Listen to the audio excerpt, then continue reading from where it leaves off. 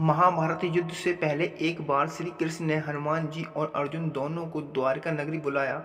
श्री कृष्ण ध्यानमग्न थे तो अर्जुन और हनुमान जी महल के बाहर समुद्र के किनारे उनके ध्यान से बाहर आने की प्रतीक्षा करने लगे।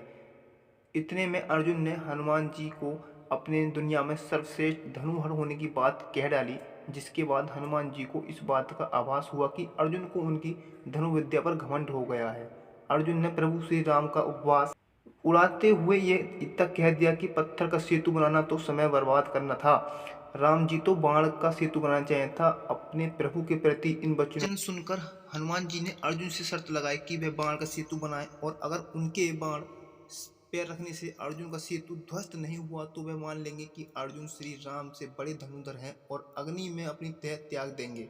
अर्जुन ने 3 बार बाण का सेतु बनाया और तीनों बार सेतु टूट गया। सेतु टूटने के साथ ही अर्जुन का घमंड भी चूर हो गया। इस घटना के बाद श्री कृष्ण की मृत्यु का रहस्य दोनों उनको दर्शन दिए। जहां एक ओर श्री कृष्ण ने अर्जुन को उनकी भूल का एहसास कराया तो वहीं दूसरी ओर उन्होंने हनुमान जी से ध्वजा के रूप में अर्जुन के रथ पर स्थापित होने का आग्रह किया।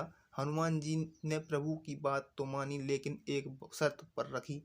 शर्त यह थी कि जिस प्रकार राम अवतार में उन्होंने हनुमान को युद्ध के साथ साथ ज्ञान भी दिया, उसी प्रकार उन्हें महाभारत युद्ध में भी ज्ञान का सार चाहिए। माना जाता है कि श्री कृष्ण ने गीता भगवत गीता के पाठ का लाभ का सार अर्जुन की आड़ में हनुमान की विनती पर उन्हें सुनाया था। महाभारत युद्ध के दौरान हनुमान जी पूरे 18 दिनों तक ध्वजा के रूप में अर्जुन के रथ पर विराजमान थे। महाभारत ग्रंथ के अनुसार अर्जुन और उनके रक्त की रक्षा हनुमान जी ने की थी। ऐसा माना जाता है कि अर्जुन का रथ तो दिव्य और विस्फोटक बाणों के कारण कब का ध्वस्त हो जाता, लेकिन हनुमान जी के विरहित होने के वजह से युद्ध में अर्जुन और उनका रथ सुरक्षित रहे थे। ग्रंथों के अनुसार युद्ध के बाद श्री कृष्ण ने अर्जुन को रथ से उतरने के लिए कहा और खुद भी रथ से दूर चले आए।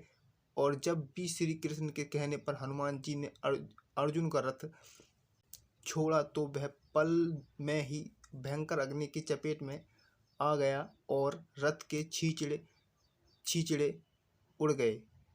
ठीक है दोस्तों, इस कहानी से आपको क्या प्रेरणा मिलती है? दोस्तों, घमंड तो किसी का नहीं होता है, इसीलिए कहा जाता है कि भगवान के भजन में लग जाइए और दुनिया में कुछ भी नहीं रहा है प्रेम भाव के अलावा।